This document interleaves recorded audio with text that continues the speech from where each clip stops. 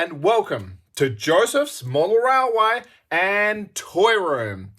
Thank you so much, as always, for joining me. First up, a little bit of housekeeping. You don't need to like, follow, or subscribe. Just put some videos out there where I can and have a holly jolly great time doing so. Now, today's video, got to be careful about some camera angles because we're going to be giving away just a little bit too much. But the star of the show in today's video, well, there are two. I was going to break it up into two separate videos, but I think we'll merge them together as one because they're the same color. That'll do for me.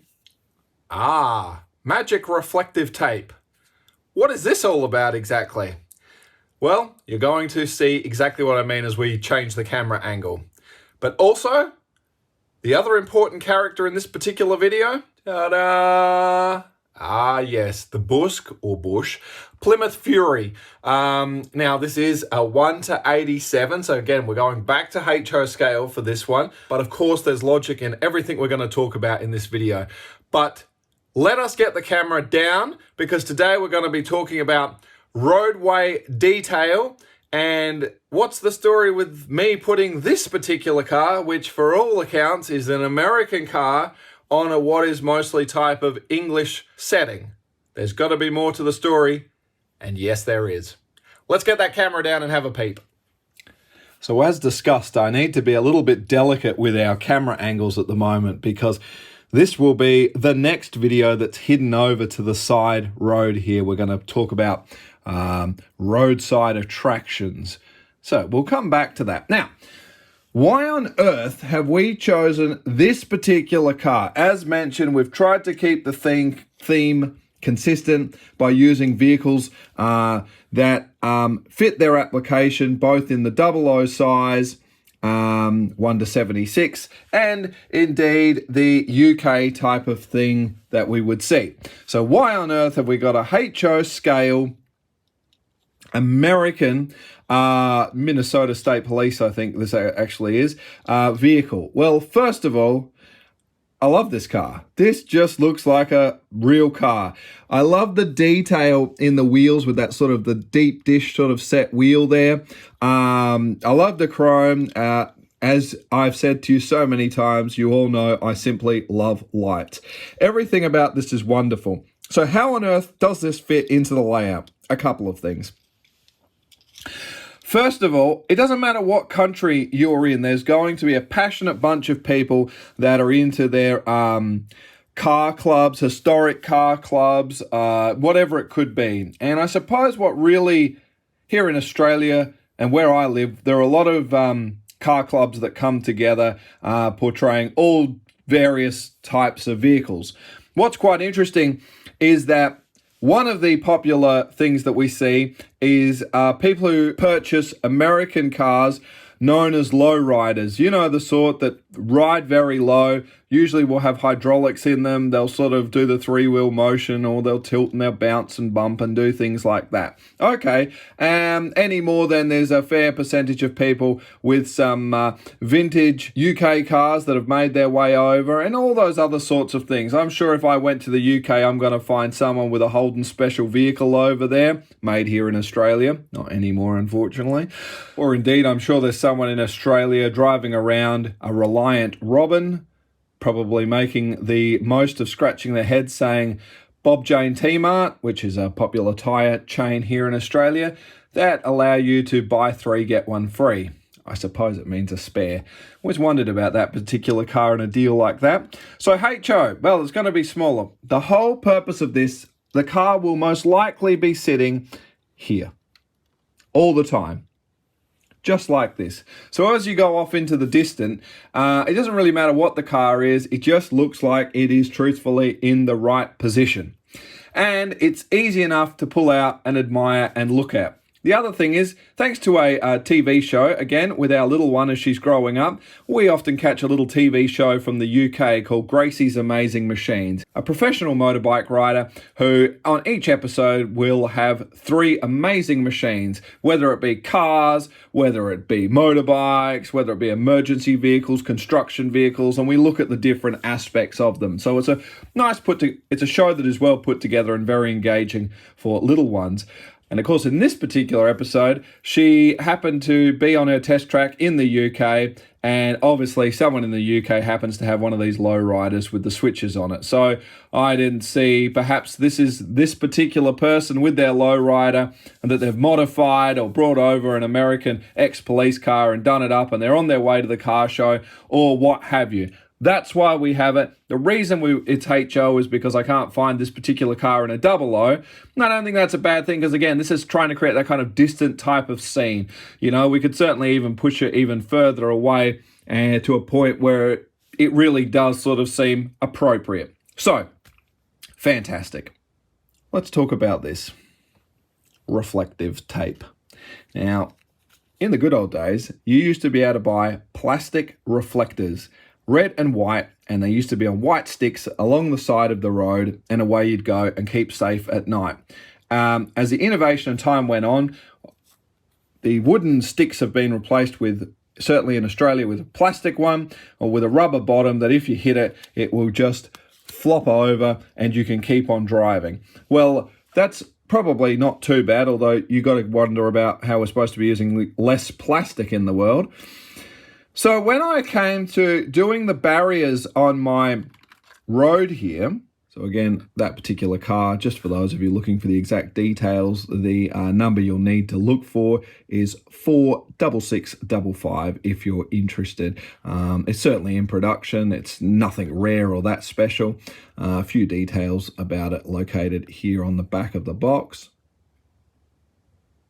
And it's just the one that makes me happy and I like to see. So again, we're going to talk about these little barriers. I've just knocked up a few. Now, of course, once again, we are taking this particular kit, comes to us from the wonderful people at scalemodelscenery.co.uk, which I've spoken about in many videos. Now, what I thought we should do, you know, we put them together, paint them up, and they look quite good. I thought I'd take it a step further and I'll just do a little bit of paint on the ends of them to give it a little bit more of a safety thing, which we're starting to see more of now into the future. It used to just be left silver. And then I thought perhaps we might be able to also add a few reflectors to it. Now, of course, we could just daub on a bit of red paint, but I thought we could take it a step further by getting the exact product that's actually used. However, I don't recommend anyone do this process, and let me just explain why, unless you're working on a bigger scale. Here is one that I've prepared for the additional roadside, which we're going to need to be putting down, and I've made a few of these. Now, first of all, let's just start with how we're building them, whether we're actually building the post like this one that's going to sit down on the road, or whether we're attaching them to the safety rail. Quite simply, what we've done here is we evergreen scale model polystyrene rectangular 0.25 by 1.5 millimeter material that we can easily cut into size, and then I just cut some of the reflective stuff off and attach it on. Now, here's the problem with building them and why I don't recommend it. If you're using a red paint, great. If you're using a little red piece of vinyl or red tape, even better. The problem with this is it is a bit more complicated. What you're actually seeing on this is, even if I try and get you in nice and close, knowing the camera cannot get us there possibly, there are 4 layers.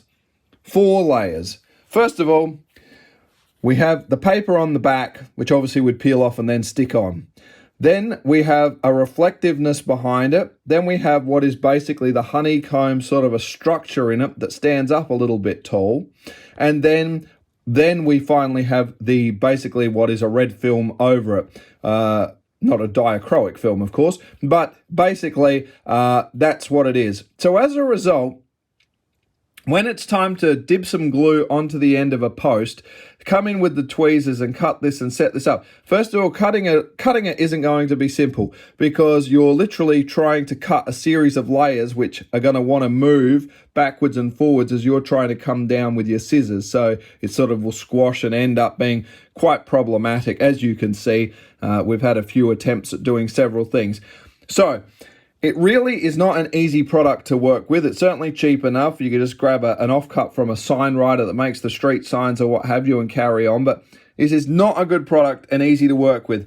That's why if you look carefully, there's some inconsistencies where not all of these reflectors are dead set, straight and level. To the point where don't stress, because here's a picture of the real world where sometimes it doesn't just work and they peel it off and attach it on as they see fit to personalize the sign. So I think it just adds a little bit of realism where possible, any more than the line markings on person hole plates that you see on the road. Yes, I'm trying not to exclude anyone in that statement. They aren't always put back on lining up with lines on the road, hence why I deliberately did it to give it that sort of moment of realism there. The rest of this, I'm really happy with the way these have come together. So let's just get you in on a couple of closer shots so you can see what I did. I would have been tempted to just put a little bit of grey on the back end of what's going to be on the other side of the road here. I didn't. I think it's just getting too small and I'll just leave them the way they are. But I think we really have created quite a nice scene here with this. I mean, this car's obviously a bit too shiny and it's going to stay that way. Unlike our truck that we had deliberately sort of weathered down, I don't think this is a bad thing. Side-by-side comparison, and we can definitely see the 00 versus HO scale difference. Again, you're going to be seeing the truck up close. Let's just, for the sake of this particular video now, why don't we even put it in the opposite direction as well? So he's coming in this way, about to turn off, and this chap is going to head down the road in this fashion. So I don't think it's too bad. So he's going to be sitting, depending on which country you're from and how you want to arrange your roads. He's not going to pass for me, I'm sorry. We're on this side, and vice versa. He would look a little more professional sitting over here somewhere, turning off to the side. Now, this doesn't look too bad from where I'm standing, and I think that's going to be a pass for us. So then, here is where it gets tricky. If you have managed to cut out some form of a rectangle, when you come to putting it on, now you can see here are my fingers, like even using a pair of tweezers here, this is going to become quite delicate stuff. When we come in with it, attaching it is a bit like trying to attach a vanilla slice to a pop stick. You've got multiple layers. There's the cream, there's the custard, and then there's the pastry, and usually some icing sometimes on top. Trying to get all four things to balance and glue and sit straight, because it becomes tacky with the glue. So even once we've got the glue down and we take our fine pair of scissors and get this thing into the right place to manipulate it and hold it down and glue it.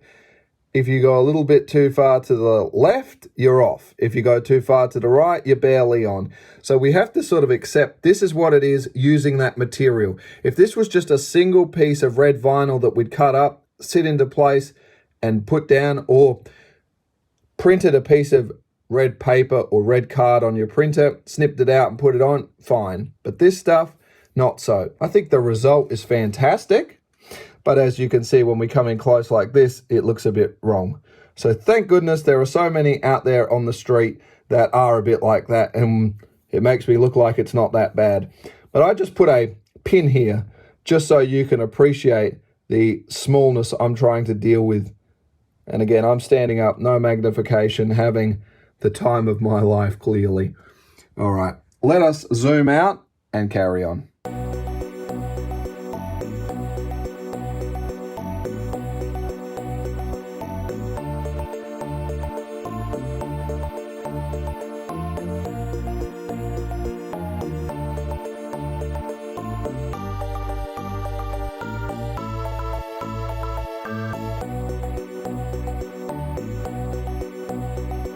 Well, ladies and gentlemen, girls and boys, that now concludes another video at the moment.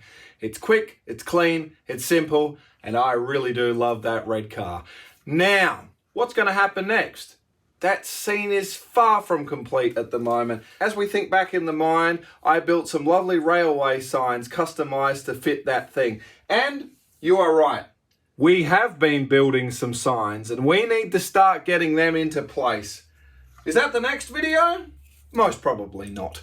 We're probably getting closer to heading back to this golf course situation and seeing what's going on. Plus, we're going to start having a chat about some lighting and what we did to get that petroleum depot looking so good and what we're going to do to create some illumination around the place. So, in the meantime, as always, thank you so much for joining me, and we'll see you in the next one. Stay safe. Toodles!